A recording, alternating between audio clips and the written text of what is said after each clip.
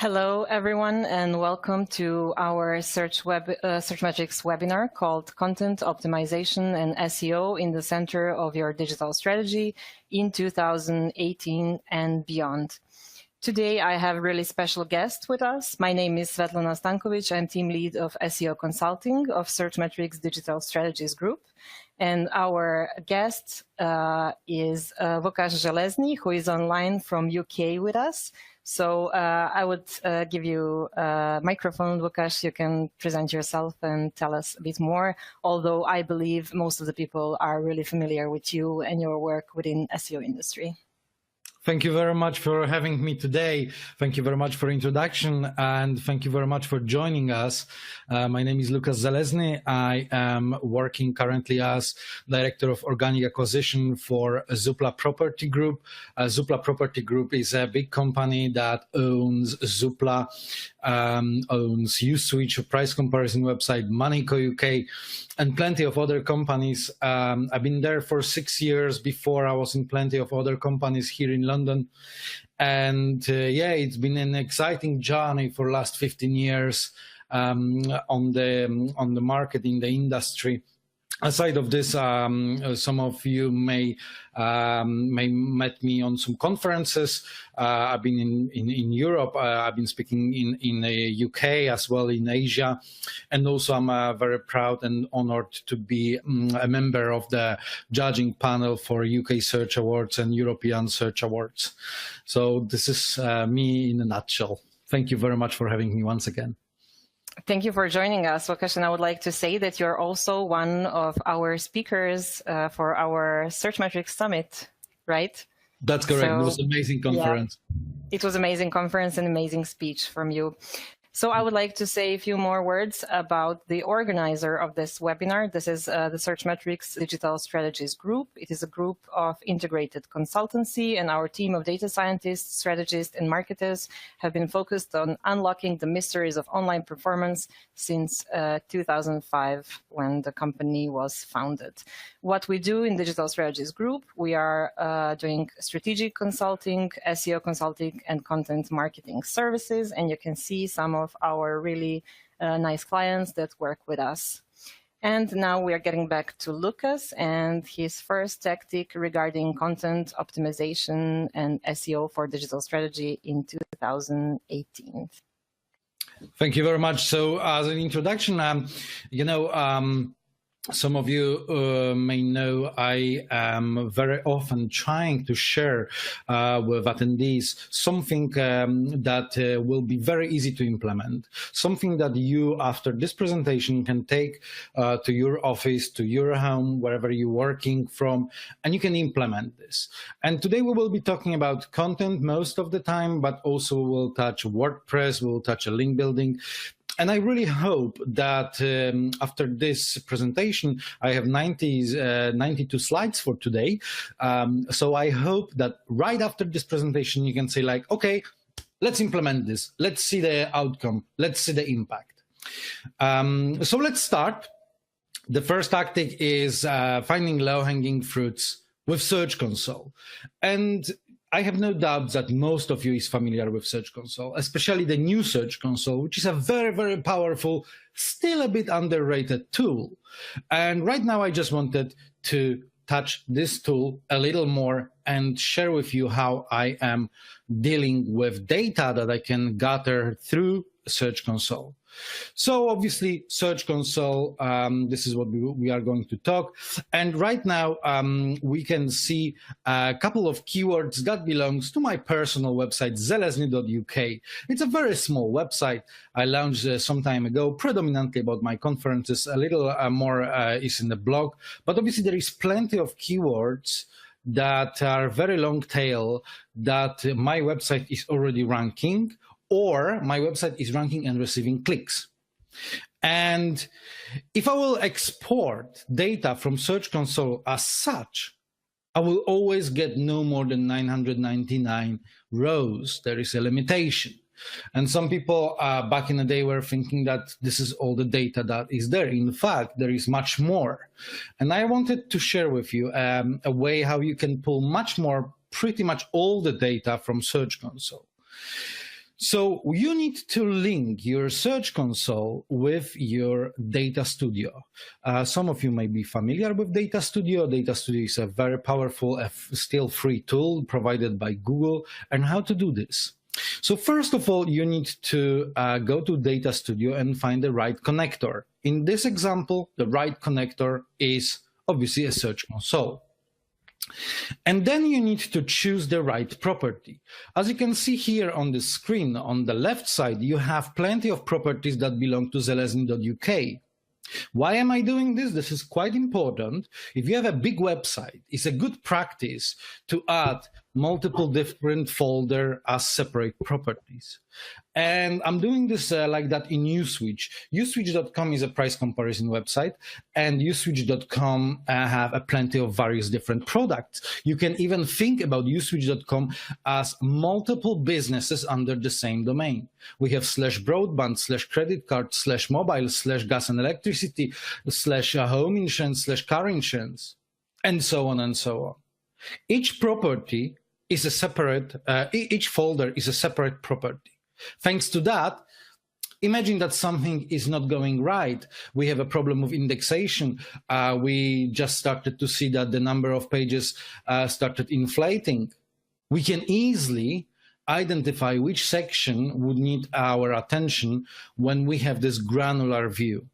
But for this example, obviously, I am adding a Zelezny.uk, so the main website to Search Console and to Data Studio. And I'm choosing which table I want to operate with. There are two available, site impressions and URL impressions. And then Google Data Studio is giving me information what metrics and dimension I will be importing. And I'm saying, okay, Data Studio, that's great. I want definitely to import that. And I'm doing this. And in the next step, I need to start building my report. And obviously this presentation is not at the moment about how Data Studio is working. And like I said, it's a very powerful tool. So you can start playing with this tool and you can discover more and more. Mm-hmm. Can I jump in, just say something about Data Studio? Just for people who may have doubts, is it too complicated to use it? Actually, Data Studio provides connectors from the beginning, and one of them is connector to Google Analytics. So you don't have to know coding to be able to connect, right? Absolutely, absolutely. That's the very fair point. You don't need any coding knowledge. And then you're choosing table. And you're building your table with all available metrics. And you have 4: clicks, site CTR, impressions, and average position. And this is how our export look like. You have, again, very similar way to what you saw in a Google Search Console. However, if you look on the bottom of this table, there is no more 999 keywords. There is more than 5,000. And this is pretty much all the keywords, because you're connecting through API. That's all the keywords that are there. And on the first slide of this tactic, I said low-hanging fruits. What does it mean, low-hanging fruits? Pretty much you will start working with keywords that already are ranking. There must be a reason why these keywords are already ranking.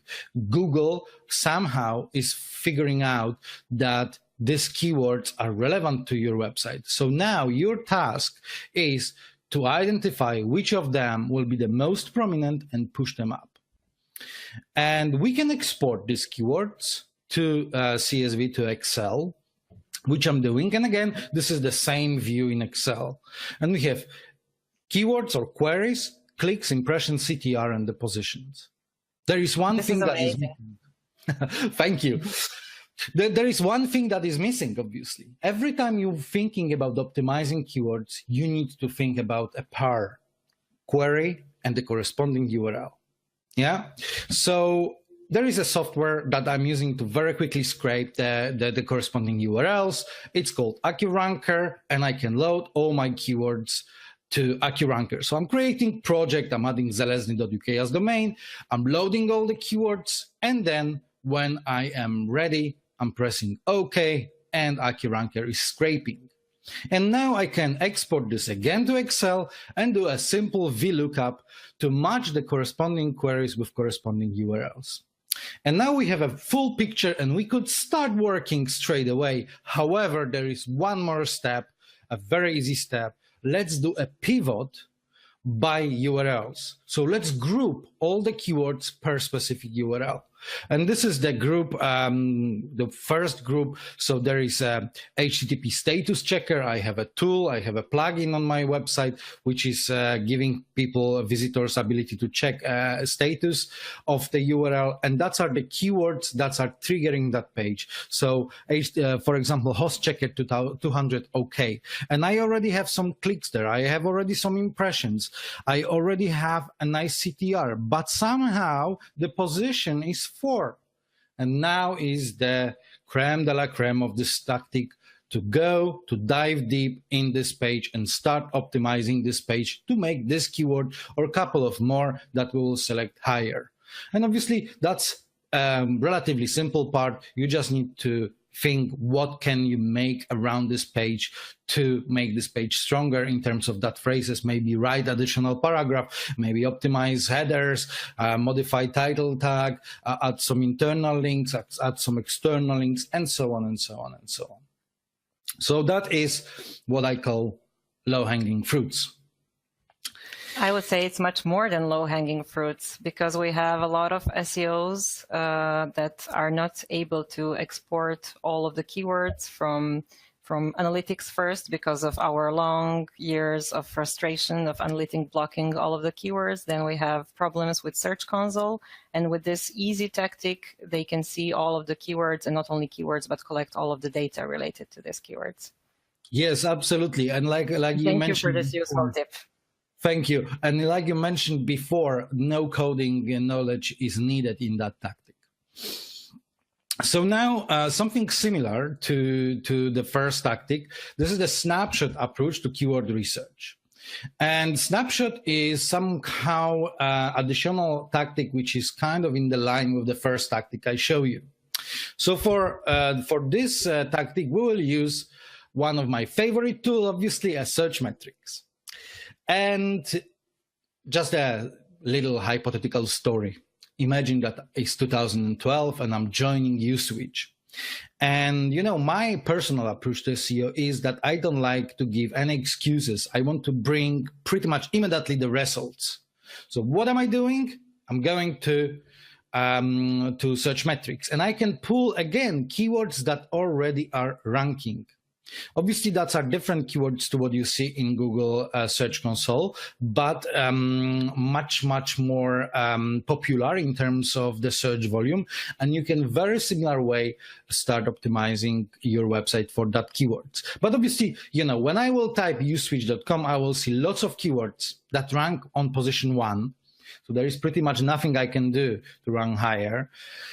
Obviously, someone could say that I can try to put them into featured snippet, but we will not be talking about this today. But let's say that was 2012 and there was no featured snippet. So keywords that are on position 1, keywords that are brand keywords, so Uswitch, for example, shouldn't be there. And then finally, keywords that belong to third-party brand. So for example, we very often been seeing Uswitch ranking on keywords like Orange or T-Mobile, because we are also offering deals from that mobile providers. And again, like when someone is typing Orange or T-Mobile, then that person is rather looking for Orange or T-Mobile than Uswitch. So these keywords will be excluded. So how am I doing this? I'm doing this a very simple way. I'm going to built-in filter, which is a very helpful feature in Searchmetrics. And I'm saying, show me keywords that rank between position 2 and 10. And then the search volume is between 1,000 and 20,000 searches a month. So automatically I'm excluding all the keywords that are either too high on position 1 and too low, and that would take too much efforts to push them to the top 3 or top 5. And I'm getting a very nice, sweet set of keywords. And what is the very most important here, it is that, first of all, you have here this corresponding URLs and keywords, or keywords and URLs. You have position. You don't need to do any scrape. You have search volume.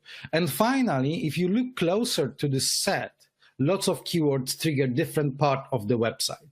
So if one product is very competitive and is very difficult to push this product up in the rankings and gain traffic uplift, you may say, okay, let's start from easier product.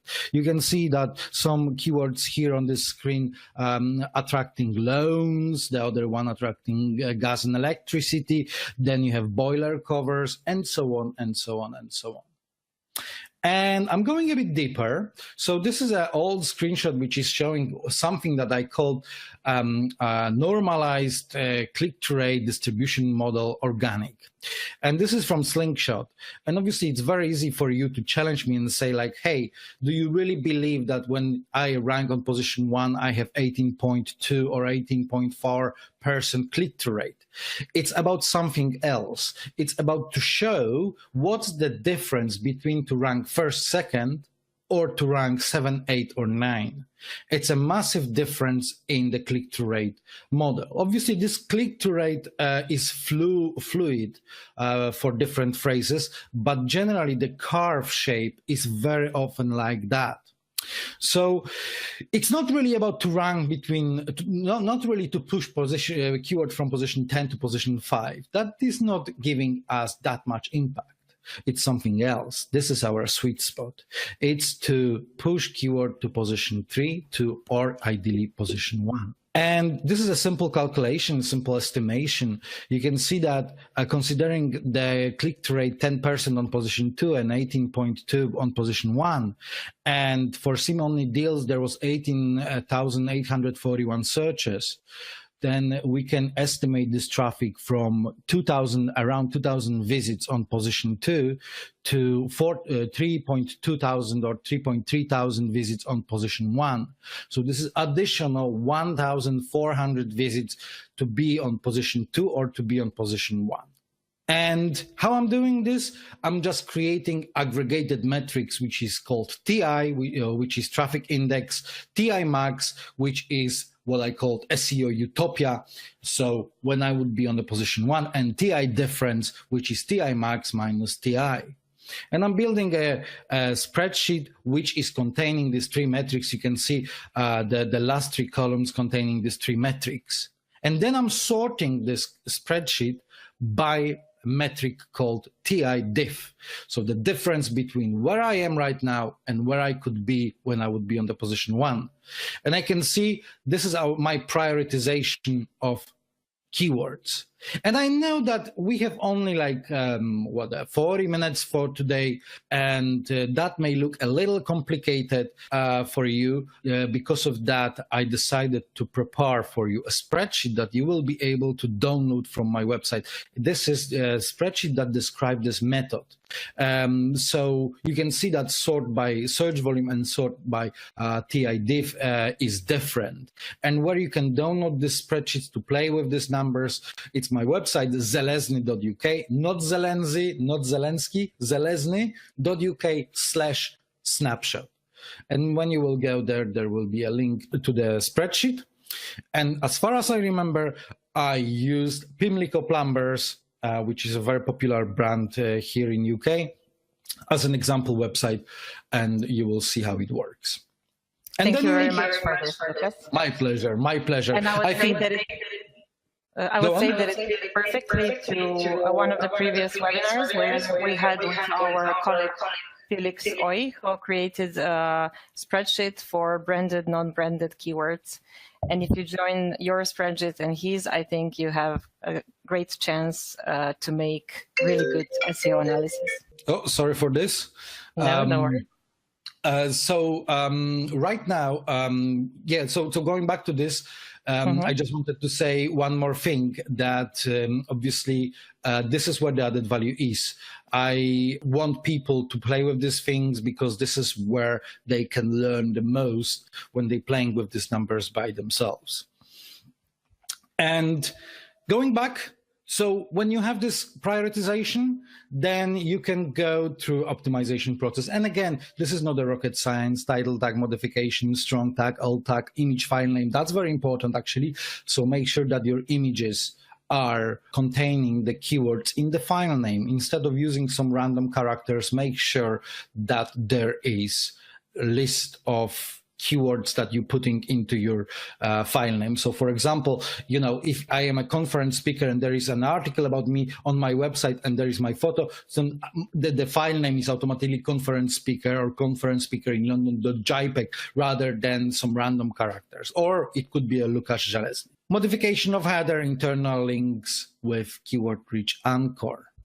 And when to use, when you're starting working on organic performance, when you join into the organization, when there is lots of pressure, when someone is saying like, we don't believe in SEO, and you're saying like, give me 5 minutes, hold on. For website with established history of rankings in SERPs. So this is not a tactic for a new website, unfortunately, but this is a tactic for websites that have some history established. And then finally, when you quickly need to provide that SEO is worth. So again, like you are challenged by people like who are saying like, oh, we don't believe in SEO. And you're saying like, I will prove you. Conclusion, you're dealing with keywords that's already ranked. So like I said, Google is your advisor. You're leveraging quality traffic. If this keyword's already ranked somewhere, then definitely, you leveraging them up and you improving the quality traffic. You utilizing multiple URLs. Again, some URLs, some products, some sections may be too difficult to make them ranking, but some other will be very easy. You're playing search engine game. So again, Google is your advisor. And finally, you're delivering quick results. So again, someone is behind your shoulders and you're saying like, I will prove you, give me like 1, 2, 3 weeks and you will see results. So that was tactic 2. Another tactic is link building through brand tracking. It's a very, I would say, effective tactic, not very popular yet. So let me show you how I'm approaching to this tactic. So first of all, you need to have a tool which is a brand tracker, and we have plenty of right now on the market. We have TalkWalker, we have Brand24, we have Fresh Web Explorer, we have Google Alerts. We have brand mentions, brand watch, and so on and so on. For this example, I will be using Brand24. The main reason is that as much as I like TalkWalker, unfortunately, I cannot afford TalkWalker. It's a very enterprise level tool. And I promised you to show you something that, I don't like to start conversation from, you need to invest 5, 10, 20,000 pounds, and then maybe that will work. Obviously, if you have a budget, it's good to consider TalkWalker as a brand tracker. But if you are working on limited budget, then start from Brand24. And Brand24 is a tool that is to track mentions and mentions of your brand, mentions of your name and surname. So this is usage. I created this project, you won't believe, in 2014. So for last year, I'm tracking every day where usage been mentioned. And I can show this to you in a form of infographic as well. But this is example results from this Brand24 tool. Stay on top of your work with Luka Żelazny podcast. So I was invited as a guest to timecamp.com, and I was talking how I am managing my time and so on and so on. And then I just noticed on my email alert, and I could go back to the article on Timecamp, and I saw this. Another Wednesday, another episode of our podcast. Are you ready for another dose of great tips? And so on and so on and so on. And there is this intro text, and I just marked that they mentioned my name and surname, and then they mentioned the company I'm working for, uswitch.com. And I could go to them and say like, hey, Timecamp, thank you very much for having me. Thank you very much for mentioning me. Thank you very much for mentioning uswitch. By the way, is there a way that you could make this uswitch.com a link to uswitch.com? And you can even go deeper. You can say like, oh, you know what? I already posted this on my Facebook and Twitter, link to your article, you link to this podcast, and then you can go into this conversation about link. And 9 of 10 times you will see that these owners of the website that mentioned you will be very happy to link to you. And there is more that you can see. You can see, what are the relevant profiles, or you are influencer for the profile, or the profiles that influence your profile. So for Uswitch example, you may be surprised that Britain's Got Talent is one of the highest, but obviously last edition of Britain's Got Talent, Uswitch was the main sponsor of this audition. And then, even before Uswitch, I'm always saying that I had this anecdote that, my name is Łukasz Zelezny. No one knows, pretty much no one knows how to spell it. And I even wanted to change this once for something like Archibald Smith. So unique name and very common surname. But then I noticed, like, hold on, when you have this kind of crazy name and surname, then it's easy to track where people are mentioning you. So I went back to Brand24. Actually, I started tracking my name first. That project I'm showing is from 2013. So it's 5 years. And I put my names without space, with some typo mistakes, and so on and so on. And every day I'm getting some alerts where on the blog, or where on the social media, or where on Twitter, YouTube, Facebook, my name is mentioned. And again, I can approach and I can ask for a link. And here is another example. It's actually in a Russian, Russian article, and there was my name and surname on the bottom. You can see next to my photo is written in the Latin alphabet. And thanks to that, obviously, Brand24 been able to catch, and I could approach these people and say, like, oh, thank you very much for mention. And by the way, maybe there is a chance that you could link to my website. One more thing I wanted to mention, sometimes you will see that people, instead of linking to your website, they are linking to your Twitter or Facebook profile. And this is another way to approach them. Let's be honest, Facebook and Twitter have enough links. They will never have a problem with link building and so on and so on. You can always approach that people who are linking to your profile on Twitter or on Facebook and say, like, you know what, maybe there is a chance that you can just change this link to my website. Another tactic, topic research with social media help. So for this tactic, we will use a tool called BuzzSumo. So BuzzSumo is a very interesting tool. It's something like Google that you can type a query or a keyword and you will see results. The difference is that these results are based on metrics from social media, so number of shares per platform. And so that can be number of shares from Twitter, or you can sort this by number of shares by Facebook, by Pinterest, and by links. And here is the screenshot. And I typed a keyword properties in London. As you remember, I am also working for Zoopla. So properties in London, and I could sort this by Twitter shares, and I could see what topics being the most popular. 6 factors influencing the UK property market in 2008. That is very interesting article, been shared massively on Facebook and Twitter, but also gained lots of links. And now the challenging part of this task is to understand why this article becomes so popular. Obviously, it's The Guardian, so it's a very known publisher in UK. The article been written in December 26, 2017, so just 5 days before end of the year. It's a massive hype, what will be the next year like, and so on and so on. Also, the title is constructed a very engaging, viral way, 6 factors influencing the UK property market in next year. So, it's not 1001 factors, it's not one factor, it's just this manageable number that makes you curious to read and maybe to share.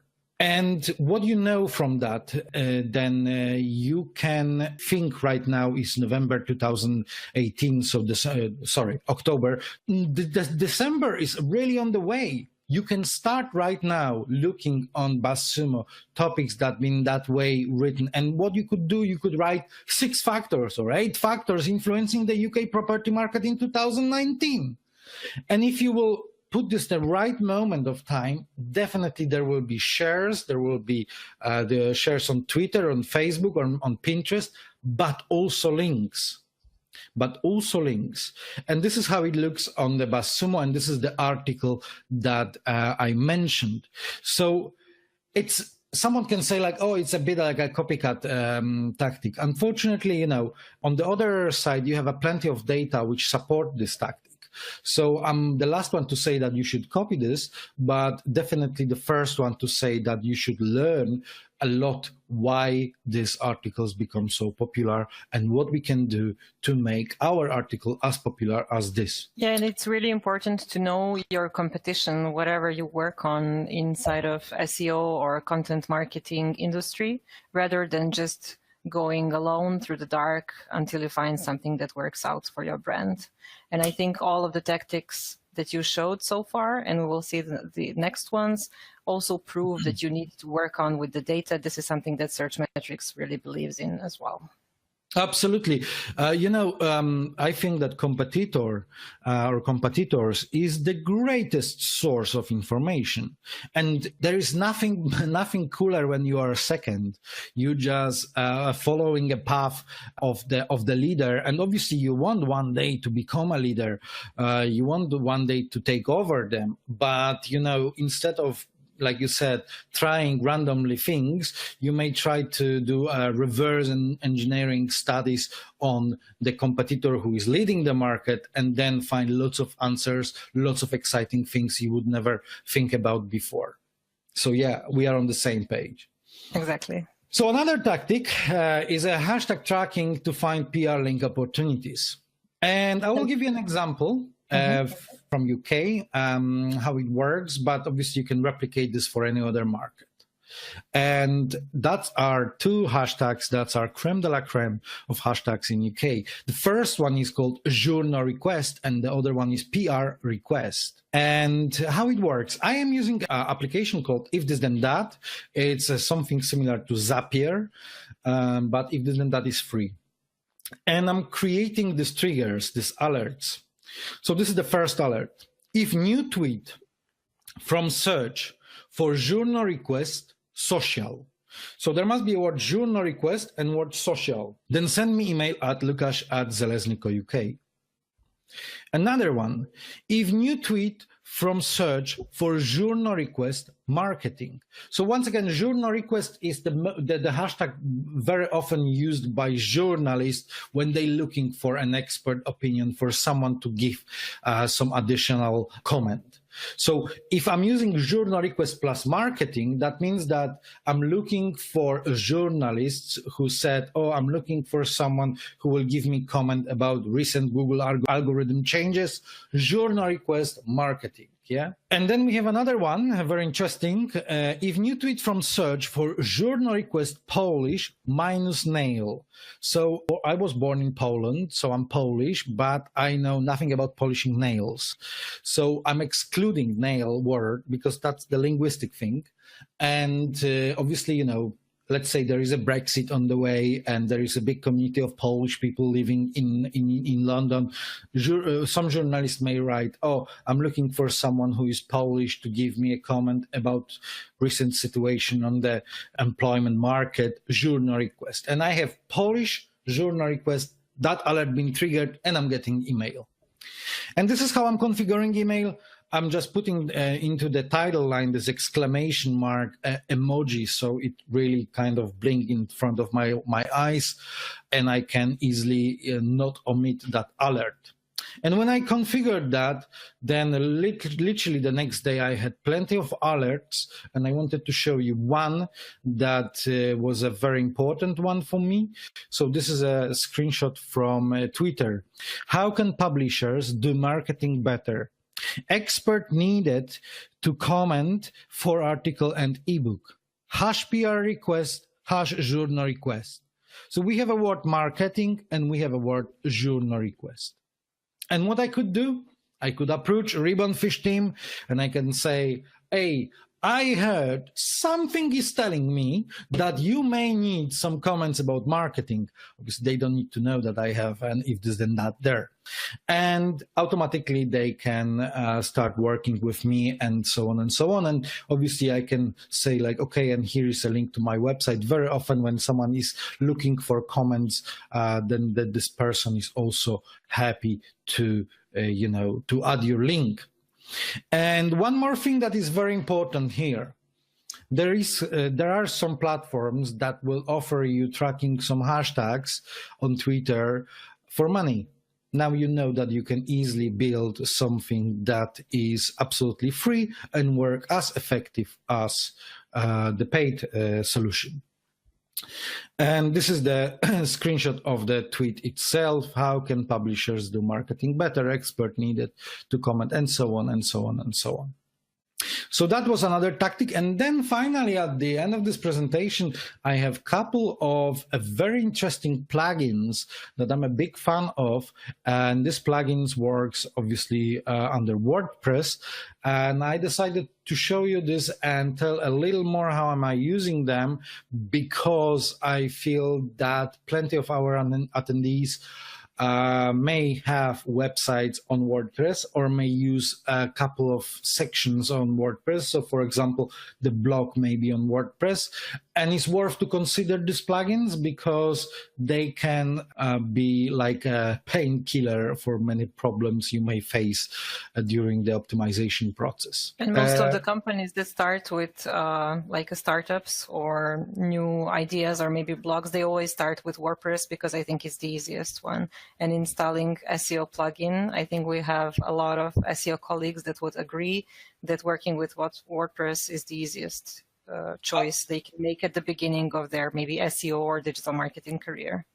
Absolutely, absolutely. And right now, I am not sure if I will be correct, but 28% or even more websites is running on WordPress. You have lots of big examples like Mashable, for example, and lots of companies is using WordPress as a section. A blog section is running on WordPress, and so on and so on. So yeah, I think that also will be an added value. Yes. The first one is OneSignal, a free web push notifications. So OneSignal.com is a service that allowed you to create push notifications, a browser notification, and then you need to install a corresponding plugin under your WordPress and add API key, and that's pretty much how it works. And I have here on the left side 2 screenshots from my website, Zelezny UK, that I mentioned, and you can see how gradually I have more and more subscribers to my service. And then on the other side, more on the left, is my little baby, I would call socialmedia.pl, the website that I acquired some time ago. And I'm also writing, it's more for a Polish market, but you can see also that gradually I have more and more and more subscribers.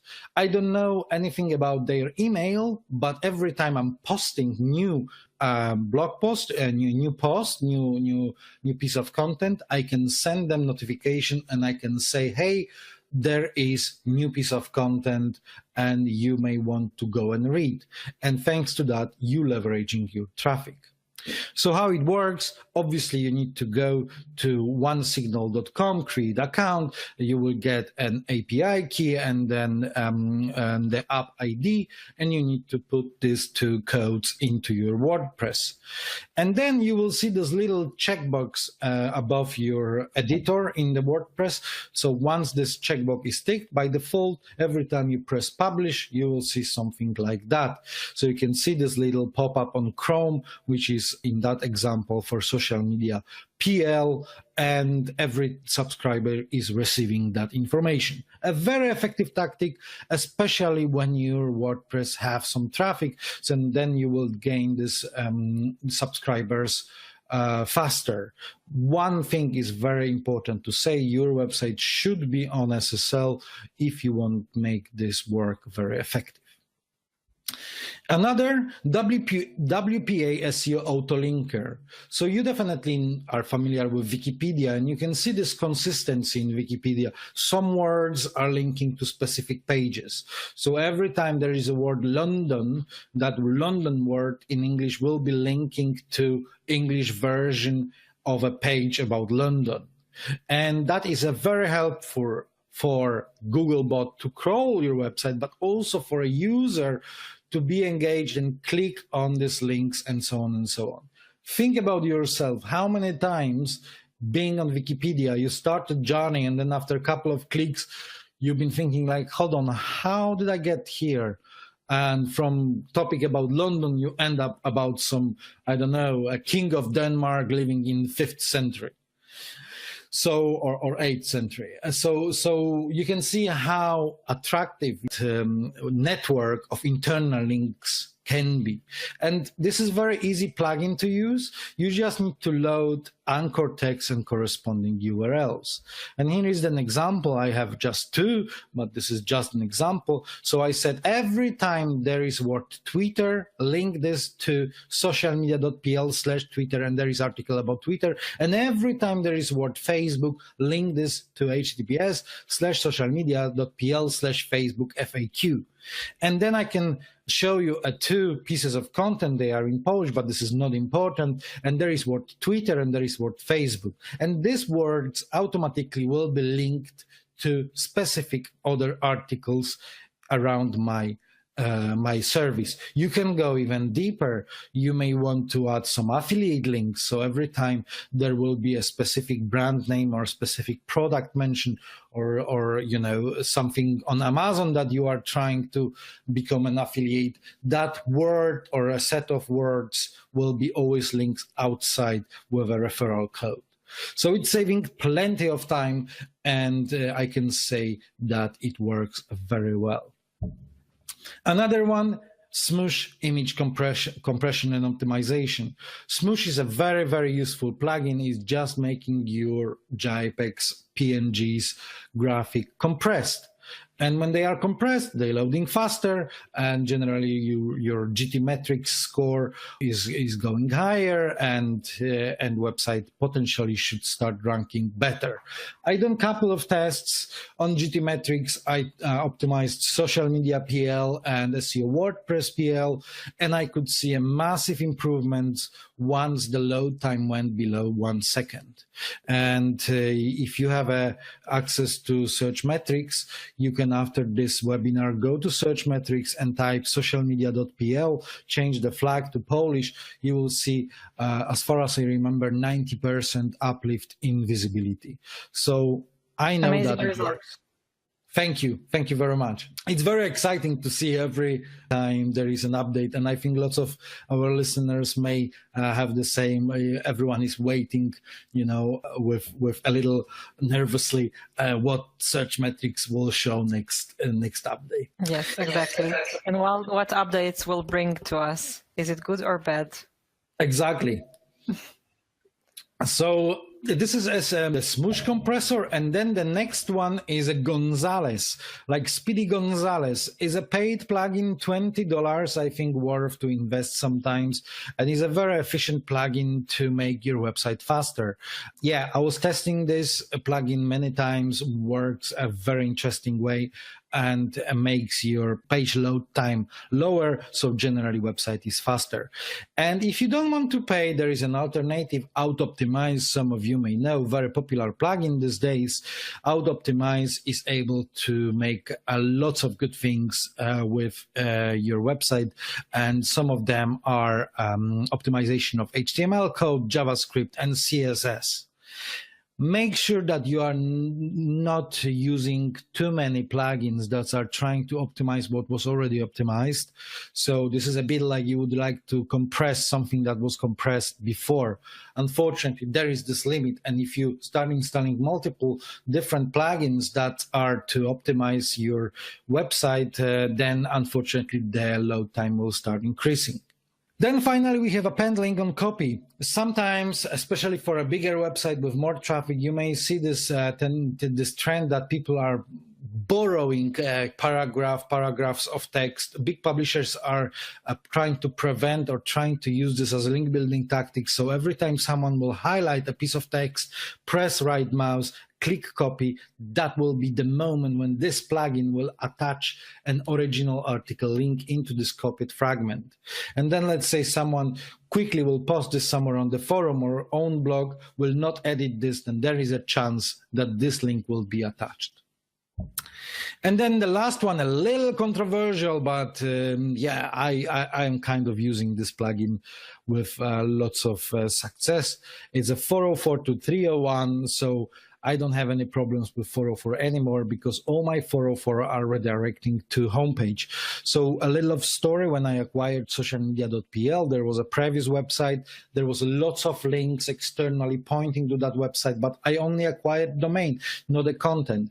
So my content is completely different. Now, instead of picking up each external link and then redirecting this manually through plugin, which is called Quick Redirect, I rather went to something that is a catch-all solution. And I said, okay, all 404, 301 on homepage. So yeah, you can do test with this as well. And the last part is a little about the server, the cloud I'm using. So I just wanted to share what setup I'm using. Maybe you will find this interesting. I'm using SiteGround, and just to be completely impartial, I know that there is WP Engine, which is also very good, but I just wanted to say a few words about SiteGround. So I'm using SiteGround because of 3-level of cache and because of HHVM that was available there, but right now been replaced by PHP 7. So because of PHP 7 that is right now on SiteGround, there is no more HHVM, but you can do some tests. And I was doing some tests about HHVM and then PHP 7 in terms of page speed. So this is the website A, which is there is lots of to be done because the score is D and page load is 0.4. And then I've been able to reduce this to 3.1 when the optimization been untouched. So you can see that the number of requests dropped by 4 only, but the load time been massively improved. And then the website, another example, this website is website B, is lighter, but also a very slow and lots of requests. And then I've been able to reduce this to 3.4 seconds. So either if you have any hosting provider, any cloud provider, go to settings and see what is there in the settings panel. Is there anything about caching? Is there anything about I can or cannot turn PHP 7 and so on and so on? And then go to GTmetrix and do some tests before and after and see the impact. And if you consistently working on what I said, if you consistently thinking about optimizing page speed, thinking about backlinks, thinking about keyword research, thinking about low-hanging fruits, then obviously it's a very exciting when you go on a weekly basis to your Searchmetrics account and you can see this amazing, encouraging uplift like this one when the website had some blockers and I've been able to unblock these blockers, or here when the website consistently was growing up higher and higher and higher. And this is all what we like to see as a result of our SEO or content marketing strategy, right, Lucas? Yes, absolutely. When you can see something like that, you know that you are in the right place in the right time. If you cannot, you may need to change a tactic. You may need to start something, test something different. Someone said that, it's a, I will paraphrase this. It's pretty naive to do the same thing and expect different results. So again, like if something is not working for you, don't afraid to experiment. Don't afraid to take something new. Don't afraid to test something new. And yeah, and then go to Searchmetrics and see how is it performing. Go to Search Console, go to Google Analytics, go to your keyword tracker. And I think this is my last slide for now. So I just wanted to connect to the studio. Wow, this was really a lot of information and amazing ones, Lukasz. I'm going to just relate to this and say to our audience, it's time that you can ask us some questions. We already received several questions. And of course, you can download a nice spreadsheet that Lukasz prepared for us. And I want to thank you for that. So we will now jump into our questions that we already received. So the first one says, are there further infos material for the first topic? So topic regarding Data Studio and how to connect Search Console and Data Studio like you did. Okay, so Patrick, there will be plenty of online articles about this, but I can promise you that this is so pretty straightforward. Just go to Data Studio on your Google account, open this, and if your Data Studio and your Search Console are under the same Google account, I believe you will have no problem whatsoever to connect this. It's a pretty easy, straightforward process. And yeah, it's only the matter of playing a little with this. I would say that there is a documentation from Google's side. If you start using Google Data Studio and land on their landing page, I think you will find a nice tutorial that will be a good push for you to start as well, right? Yeah, absolutely. And we all love Data Studio. So we have, yes, I'm on your side with this. So we have another question that says, can you limit internal links per page with WPA SEO Auto Linker? If so, it takes just the first mention of a word and links to the specific page. I believe that the person who asked this question is maybe worried that this will look spammy and it will end up with multiple links with the same anchor tag and same links inside. Yeah, so first of all, Tom, thank you very much for joining us. I knew that you will be here, that we know each other. And the question, thank you very much for asking the question. And absolutely, yes, there are functions that are limiting this. So the author who created this plugin been aware of the fact that, let's say, if you have one word that you want to link, like in my example, word Twitter, and this word is over and over repeated, you may say like only the first mention, only the first time the word is mentioned, link this to the specific page. So, and then you can also limit overall number of internal links from one page. So you can say only one time, one anchor should be linked and no more than 5 links per page. So yeah, so I hope that is answering, but Tom, you know, you can always drop me an email. Okay, I believe this is it for the questions we received at the moment, but I will encourage you to get in touch with Lucas or get in touch with our Searchmetrics Digital Strategies group if you have any further questions with us. And once again, I would like to thank you really much for joining us and sharing this valuable information.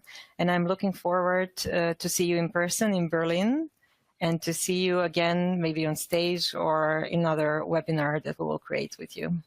Absolutely. That was an amazing time for me. Thank you very much for having me. Thank you very much for our attendees. If you have a time, you can go to my LinkedIn, you can add me, we can still have a chat and, follow Searchmetrics for another amazing webinars that they are going to prepare. Thank you very much. Have a lovely day and lovely day for our audience. And thanks for joining us to this webinar. Thank you. Bye-bye.